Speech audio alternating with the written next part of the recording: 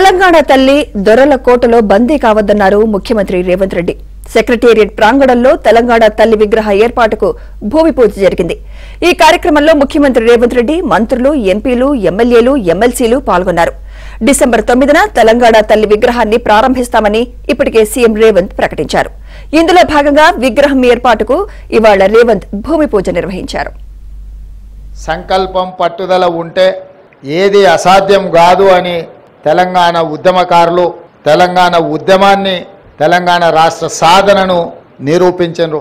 2014 నుంచి 2024 వరకు దాదాపుగా 10 సంవత్సరాల అధికారంలో ఉన్న వాళ్ళు ఎన్నెన్నో నిర్మించడం, ప్రపంచానికే ఆదర్శంగా నిలబడడం, చాలా విషయాలు గొప్పలు వాళ్ళు ప్రస్తావించడం జరిగింది. నేను పెద్దగా రాజకీయ విమర్శలకు నేను వెళ్ళదలుచుకోలేదు, కానీ 10 సంవత్సరాలు పరిపాలన చేపట్టిన వాళ్ళు తెలంగాణ తల్లిని తెరమరుగున పడవేసిండ్రు. సహచరులందరూ సూచన మేరకు ఈ రోజు ఈ కార్యక్రమాన్ని తీసుకున్నాం.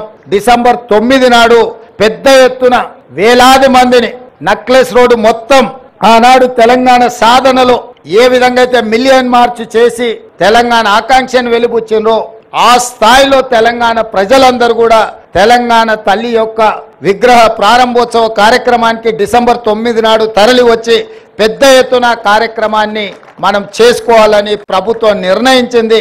కొంతమంది వ్యక్తులు వాళ్ళ కోసం ఆ స్థలాన్ని పక్కన పెట్టి వాళ్ళకు కావాల్సినప్పుడు విగ్రహం పెట్టుకోవాలని ఆలోచన చేస్తే దేశం కోసం ప్రాణాలు ఇచ్చిన రాజీవ్ గాంధీ గారి విగ్రహాన్ని మేము అక్కడ పెట్టడం జరిగింది. రాజీవ్ గాంధీ గారి విగ్రహాన్ని ఏర్పాటు చేయడానికి కూడా వివాదం చేసి దానికి తెలంగాణ తల్లి విగ్రహానికి ముడిపెట్టిండ్రు. నేను తెలంగాణ ఉద్యమకారులకు, అమరవీరుల కుటుంబాలకు, తెలంగాణ మేధావులకు విజ్ఞప్తి చేయదలుచుకున్నా. 10 సంవత్సరాలు మీరు ముఖ్యమంత్రిగా ప్రభుత్వంలో ఉన్నప్పుడు ఎక్కడే కానీ తెలంగాణ తల్లి విగ్రహాన్ని ఏర్పాటు చేయలేదు. అందుకే ఈ రోజు కాదు, జూన్ 2 నాడే నేను చెప్పిన సచివాలయం లోపల తెలంగాణ ప్రజలకు పరిపాలన గుండెకాయ అయిన సచివాలయంలో తెలంగాణ తల్లి విగ్రహ ప్రతిష్టను ఏర్పాటు చేస్తామని జూన్ 2 నాడు నేను అధికారికంగా ప్రకటించిన.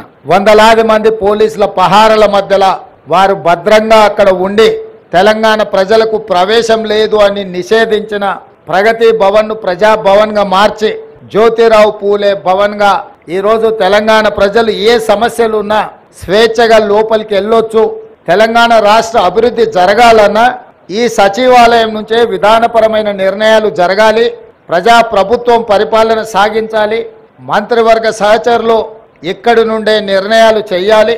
ప్రజలు వాళ్ళ యొక్క విజ్ఞప్తులను, వాళ్ళ యొక్క సమస్యలను తెలియజేయడానికి ముఖ్యంగా మంత్రులు ప్రజలకు అందుబాటులో ఉండాలి. ఇది సచివాలయ విధి విధానాలు.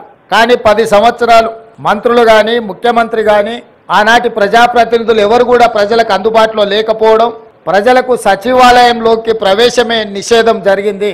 అదేవిధంగా తెలంగాణ తల్లి విగ్రహం 10 సంవత్సరాలు వాళ్ళు ఏర్పాటు చేయలేదు.